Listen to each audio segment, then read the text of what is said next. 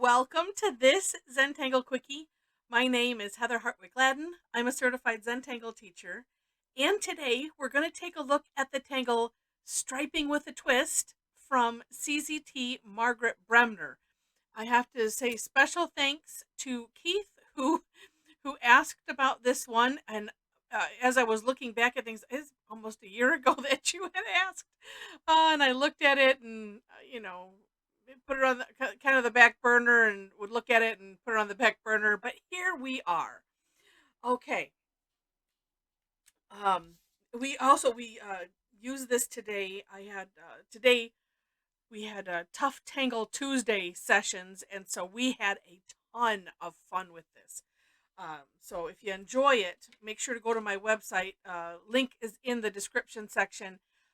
Sign up to follow my blog, and when I release the recap from it, you will be of the first to know. Or if you subscribe to the YouTube channel, you'll at least get the replays. The recap, I have screenshots, photos that participants either emailed me or that I get off of our private Facebook group, and so that we can see some really really neat work that happens at our sessions. So and you know what, would love to have you join us. The Tough Tangle Tuesday is a free one.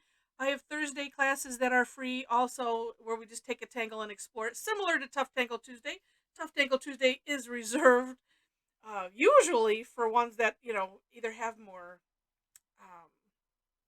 have more steps, or hurt your brain a little bit, or just a variety of other things that make it a little bit tougher. Sometimes it's a surprise and it's like, yeah, that wasn't as tough as it seemed like it should be, but you never know.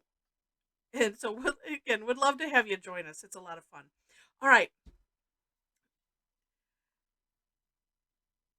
starting this off with, we've been calling it Fancy Fescue, just because it was, I don't know, that's just what we ended up calling it. But it starts like this. So I'm gonna draw, and I'm try to not make it too big. A curved line that then comes back on itself like that,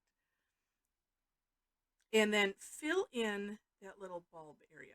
This stroke is used in like the opus tangle. It starts off sprinkle. There's a number of other ones that start off with this, but for whatever reason, I started calling it Fancy Fescue, and it has stuck with our community anyway. So when you hear me say that, that's what that is. So going one direction with a little bit of a curve in it, and then going the other direction, and you want to obviously leave some room. The amount of room, completely up to you. But know that you have to. We're gonna have some lines going through. We're gonna be auraing these Fancy Fescues. And now in Margaret's step out, she shows where she puts 6 dots in the middle here, kind of like guides. And there's other tangles where we'll start off with dots, and it'll be a guide, and it blends right into the tangle. Now this is just me. I had a challenge. It's like, oh well, how am I going to get 6 evenly ish spaced? Number one, don't worry so much about the evenly spaced. Number two, here's how I ended up doing it. So starting on either end, I figure about how wide I want to aura, and I put one little dash there and one on the other side. Okay. You don't want to make them too big because you want to be able to blend in as you go. So I do that, and then another one. I kind of eke my way into the middle, and fingers crossed. Yeah, they're close. Close works.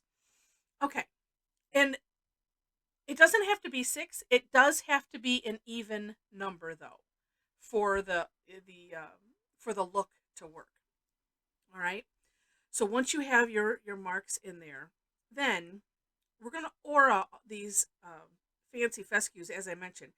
One thing to note is, so I'm just gonna aura this much. We're gonna do extenders after, but I was trying to keep these somewhat straight at the end, and then go slow so you can go right over that little mark.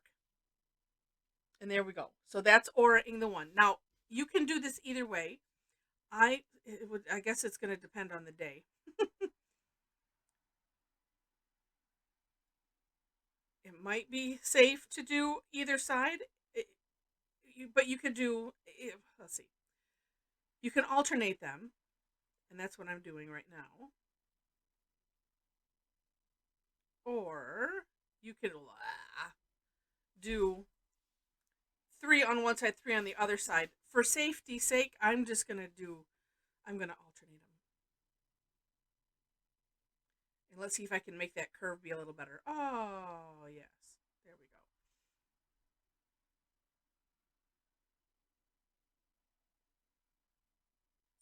go. And do know that we have course corrections. We always do. Because we're going to be filling in. So this doesn't bother me as much as it might normally, because I know I can just do a course correction and fix that. Okay. I almost feel like I need to mark these as phases. It's like, okay, phase 1, done. Or no, actually, we had the prep, and then this is phase 1. Okay, take a breath. Then, and I'm going to take mine to the edges because that's what I have. So these extension lines, you can really have them do whatever you want. But what I found is, and in looking at Margaret's work, the first one, I kind of want it to aura this side a little bit. So what we're going to use the takeoff and land concept.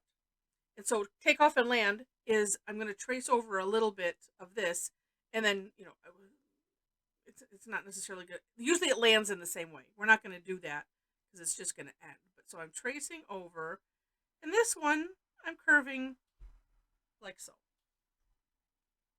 The next one, a little, and I'm going to turn the tile now just because. This one, I think I'm going to start it bending the other way. This one will do the same. But this is the kind of the playtime that you get to have. You do it however you want. All right, and I'm going to do similarly on the other side. So this first one, again, going on towards that bulbousy side.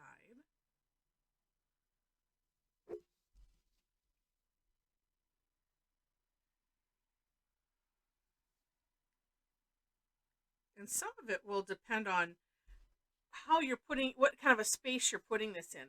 This could be a nice fill-in. And as you look at Margaret's work, she kind of has a, I don't know, hexagonish shape that she has put this in. It's up to you. You know, however you want to have it fit into a space, that is, like I said, completely up to you. Okay. So now we have this part done. This is phase 2, the extensions. Phase 3 is we're going to come, so going around the bulb part, and then right here in this little corner, I'm going to put like an S shape and kind of divide it. You can play with whatever shapes you might want, to do. And take a look at Margaret's too. Hers, it wasn't as curvy as that.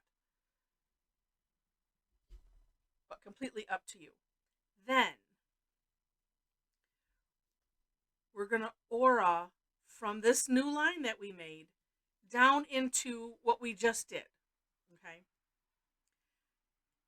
And, yeah, the way I have been doing this is kind of coming from this point, sort of, and aura-ing. And as you aura, you can change it. But I was kind of doing the takeoff and land, and let's say this last one, it's kind of just in the middle of those two. And you'll see it all ends up really cool. And know, again, that as we're filling in every other section, you can course correct and shift things a little bit if you need to. Then same thing here. We're going to aura this line. I went a little crazy there. And you can play with, like, here, starting off thinner, and going thicker, but you can have fun with that. Okay. Last step of the line drawing is we're going to aura this bulb part. Now, really, this line right here, if you think hollabow, and it could come around and let me just aura. It doesn't matter. It doesn't matter how I aura this. It kind of lines up with this here. You know, if I made it wider, it would just look like it went wider. So that's kind of neat. But we're auraing this side. So what you don't want to do is you don't want to aura this and oh no, and then you've gotten all up into here. No, it's like do this, take it off the page, and do have it meet up in your mind anyway with that up there. That's something I just realized. Oh, I should have shared that.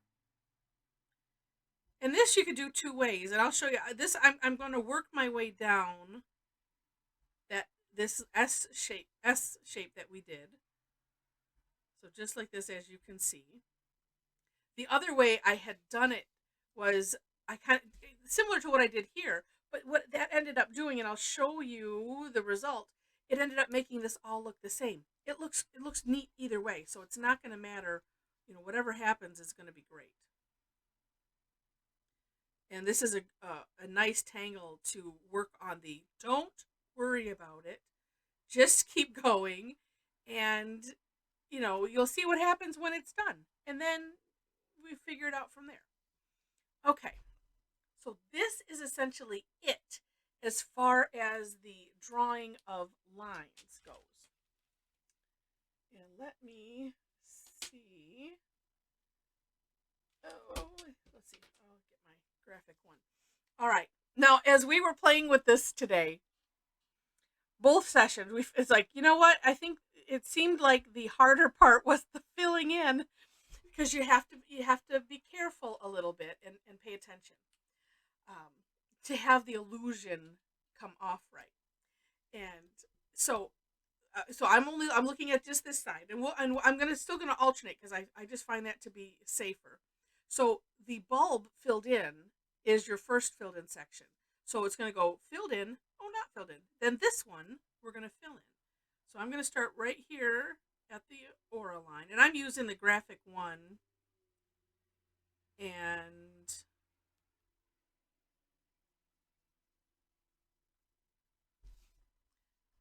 we're just gonna follow it around.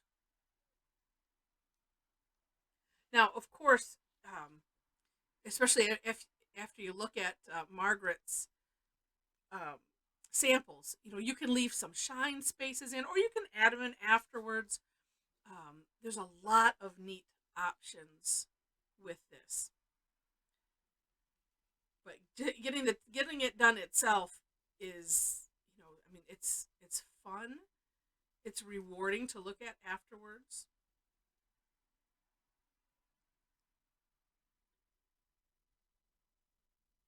And there we go.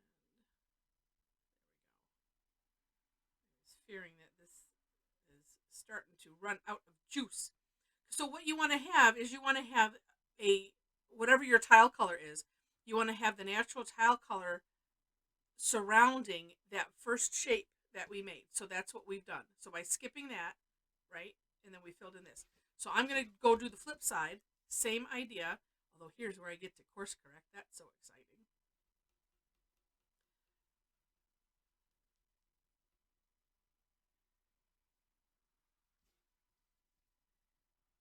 And I'm at least going to get to the inside here, and then I kind of work slowly adding ink to the outside just to smooth that and maybe make it a little even.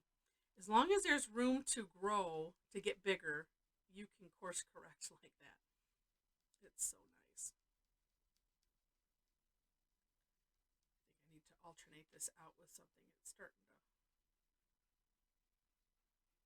Oh, maybe not. Sometimes these pens, if you go too fast, they don't like it. And they kind of revolt. And they say, But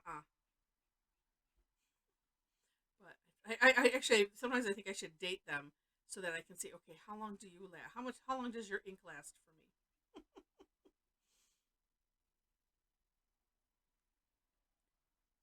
Because I have the paper I do my step outs on. It's just regular copy paper, but it's when I run it through my laser printer, it leaves some kind of like weird coating or it does something, and it kind of junks up the pens. And so I'll wipe them off. And so this one's going, well, did I not wipe this one off enough or something? But it does seem to help. And I just use a folded up paper towel and just swirl the pen tip carefully in there, and it seems to work. So now, as you see, we have one stripe left there in the middle, and it's still safer in my book. I mean, you could just start filling in there, but why not? Would have a process and stick to it? So it's like filled in, not filled in, filled in, not filled in. Now we're back to filled in.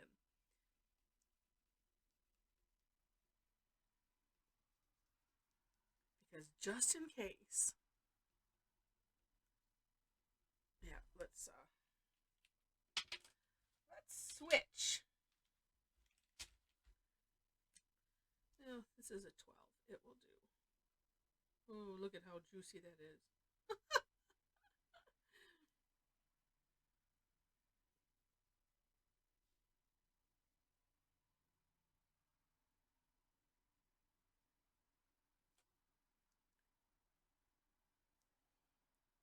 It's one of those where just be careful, and I kind of outline sometimes the where I'm filling in, just so that way if the pen just wants to go out of control, at least I don't create other issues for myself.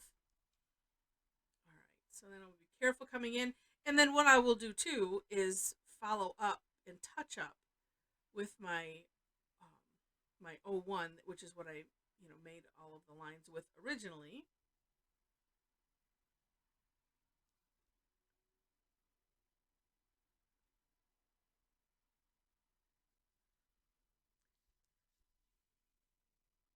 And so this is the reason that you have to have an even number of dots, because then you end up with 2, 4, 6, 7. Then you end up with an odd number of lines going through, and that's what is neat. So like this last one that we're doing, it's we started here. It comes up the center and then around to the other side. And if you don't have that even number of marks, it's just not going to work out the same.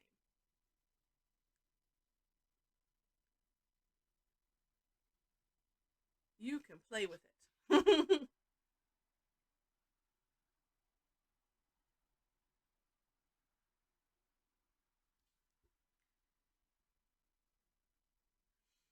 right. So then also, in order to not get things confused, my method was I'm going to continue filling in on under the bulb side. So this is really the last section that we aura'd. But I like to, say, I just like, well, let's just continue because this, we're going, on, off. So might as well continue down this path.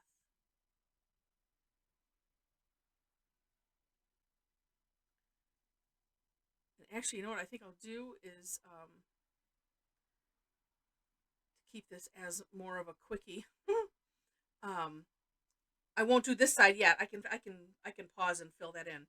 So this way you get the process. So I fill it. So we do the auras, that, kind of in line with the way we drew it, and then here I continue down the bulb side, and then here there's a couple ways you could tackle this. I mean, first you could just kind of say, okay, okay, white, black, white, black, white. Actually, it doesn't. At this part, it doesn't matter, especially if you have the lines going this way. So then what I do and if you do that, then you don't even have to think about it. You don't have to figure anything out. So we can just fill in here. Now I'll show you the other way I did it And then I had to pay attention because it made more of a, like this almost continued into here. And then I was like, well, yeah, then I have to pay attention so that way I know if I have to add a line. And in that case, what I did was added, like for instance, like here, if I really want to have this one be white, we'll say, I can just make this line thicker. It's just a great course correction. But in this case, it doesn't matter because it's, going perpendicular-ish to those lines, so it's just fine to be a filled in color. Okay, so like that. Okay? I hope that makes sense. But at least here you can just kind of go rewind and see. But this way, the main point is to have the continuousness of the, filled in, not filled in, filled in, not filled in, going as much as you can. I'm going to hit pause really quick, fill in this section, and then we'll be back to touch up and talk about shading. Okay, be right back. If you're tangling along with me, you hit pause at the same time, and we'll be done at the same time. All right, one moment. And there we go. Now, as I mentioned, one thing you might choose to do is to tidy up your lines, and so that's what I'm doing. I just take the 01, or you would take whatever you did your original lines with, and I just almost trace over. So like right here, there's one of those marks that we just stuck out a little bit, and so I just added another one. So try to just go right on the edge, and see, and it just blends it in, and you just wouldn't know. And then anything else that you see, that just or some other place, now I can't find it, that had a bunch of what seemed like loose ends. Oh, and here's that one place. I'm just gonna touch this up a little bit more, and see how that is just going over, and just putting your pen tip on the edge. Oh, here's one. See, it's just bumpy. And it's kind of like redefining those edges, because all of the fill-in, things happen. And sometimes there's just a little streak here or there that needs to be filled in, but I think I got most everything. Yeah.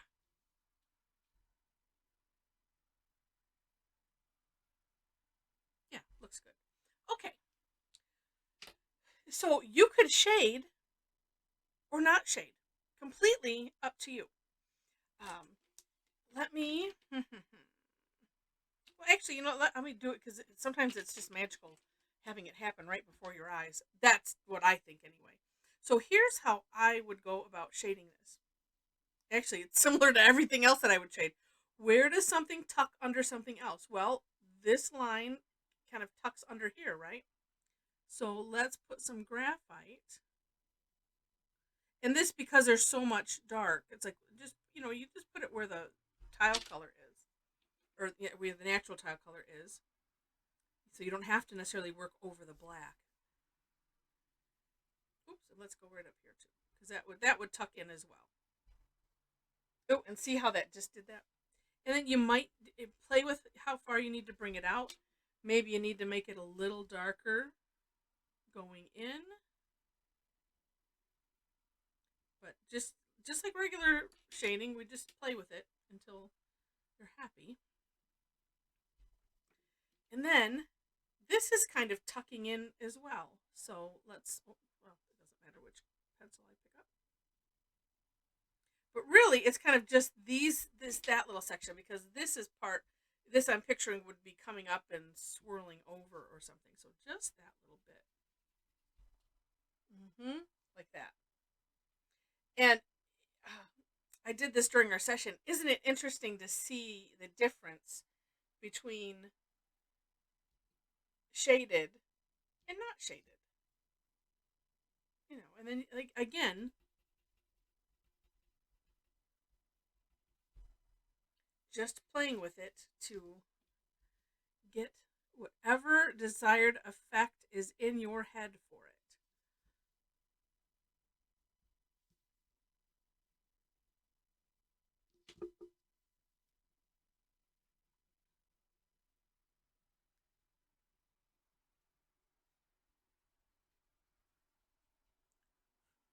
Yeah, so just paying attention to what's what. So that really makes a difference, because see, we have this path. This part now totally pops out. It could go a little bit darker, because it'll pop it just ever so much more, like that. Isn't that neat? It's just so cool. So in playing with it, let's see, I have some other playings. Being that it's December, and I'm doing this Festivus Tanglus collection this month, which is festive tangles, and I don't know, I was thinking from the old Wile E. Coyote and Roadrunner cartoons, and they'd always have like the Latin and genus, underneath both of them. It's just funny. So that's where my brain was. But so playing with this today, and here again, actually, I did shading on one side and not on the other, as we were talking about shading. And, well, gosh, do you really need to? It's like, well, yeah, it really, really helps. And this, I was picturing, oh, look, it can look like candy. And so that, hence the red and green. So we decided it kind of looks like a taffy or something. And what's neat about using color is you can do the shading over the color, and it helps. Oh, and actually, I'm going to take this all the way up here, because this is tucking under as well. Did I do that on those? Oh, I did. It's just so much smaller. Oops. Yep, going that way, and then going up this way.